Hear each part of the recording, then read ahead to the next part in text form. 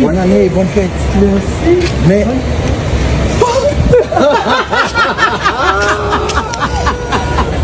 C'est incroyable, hein? Tu le vois comme ça, c'est incroyable. Vous êtes papa? Non, je rentre. Lundi. Les amis, bonjour, j'espère que vous allez bien, que votre semaine a bien démarré. C'était là Samuel Eto'o et la coach Hamonti, j'espère que vous la connaissez. Ils étaient somewhere, I don't know, j'ai voulu partager avec vous. Les amis, tournoi zonal, qualification CAN U17. Le match d'ouverture aujourd'hui RDC contre Guinée équatoriale et Cameroun contre le Gabon, c'était prévu ce jour. Mais 6 joueurs de la Guinée équatoriale sont déclarés inéligibles. Le match d'ouverture opposant la RDC à la Guinée équatoriale, par conséquent, a été provisoirement annulé.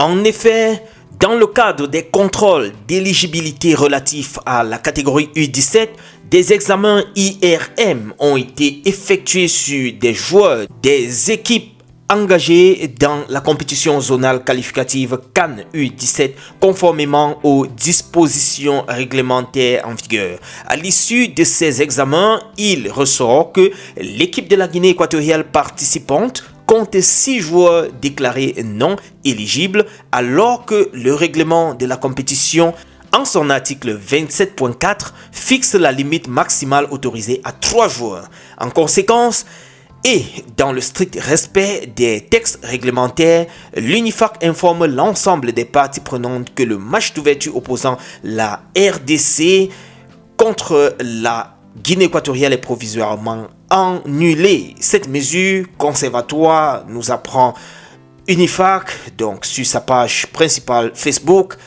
Cette mesure conservatoire donc est prise dans l'attente de la décision définitive de la CAF, seule compétente pour statuer sur cette question. Les amis, c'était prévu d'abord un match contre la RDC en ouverture face à la Guinée équatoriale. Maintenant, c'est annulé. On n'a plus que le match Cameroun contre le Gabon à 16h.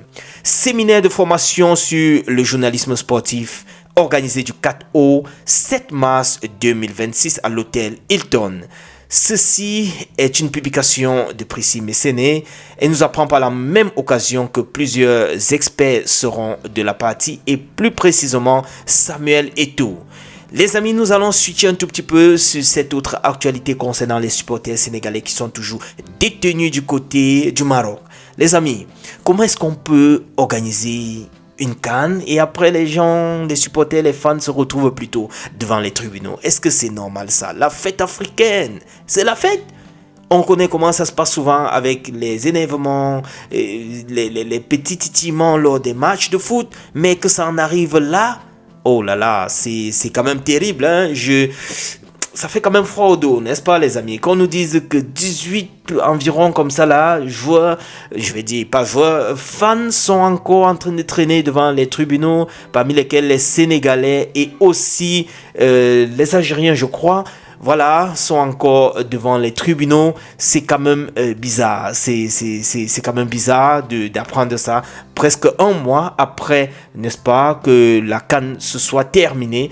Bref, on nous apprend tout de même que dans un communiqué publié le 17 février, la Fédération sénégalaise de football assure que les efforts diplomatiques et juridiques sont en cours pour que ce procès se termine ou bien que cela puisse avoir une issue heureuse et que les 17 Sénégalais et je crois un Algérien tel que nous rapporte ici Equinox TV puissent retrouver la liberté. Le football, c'est la joie, c'est la bonne humeur, donc il ne faut pas qu'on en arrive à frustrer les différents fans, les gars. Je trouve que c'est pas trop c'est pas trop nécessaire de les poursuivre devant les tribunaux.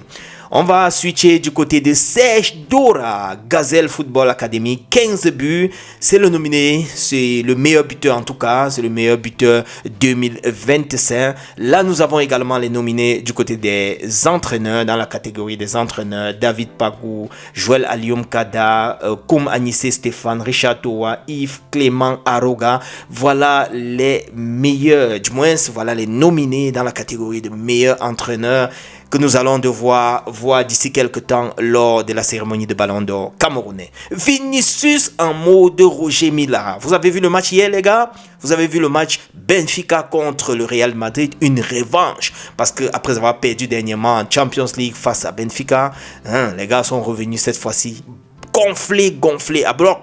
Vinicius ayant marqué un très beau but, il n'a pas manqué d'aller sortir un peu le sang camerounais en lui sur le point corner. C'est normal, non, les gars? Petit coup de rein, style Roger Mila. Et comme les Watts ne connaissent pas trop ça, bon, du moins, les nés aujourd'hui là, les nés hier là, ils ne connaissent pas ça. On lui a donné le carton jaune, ce qui est tout simplement bizarre, les gars. On ne doit plus faire les petits coups de rein lorsqu'on marque les buts. On doit jubiler alors comment? En veste et cravate, c'est quoi? Nous, on est au foot, les gars. C'est quoi? Laissez-nous nous relaxer. What is wrong here? En tout cas, les gars, j'ai voulu vous partager cela. On les attend au match retour à Santiago Bernabéu et on va leur donner une autre fessée. Retrouvons-nous dans un autre tour, les gars. C'était un petit tour de partage de quelques 2-3 actualités de ce matin. On est ensemble. Ciao.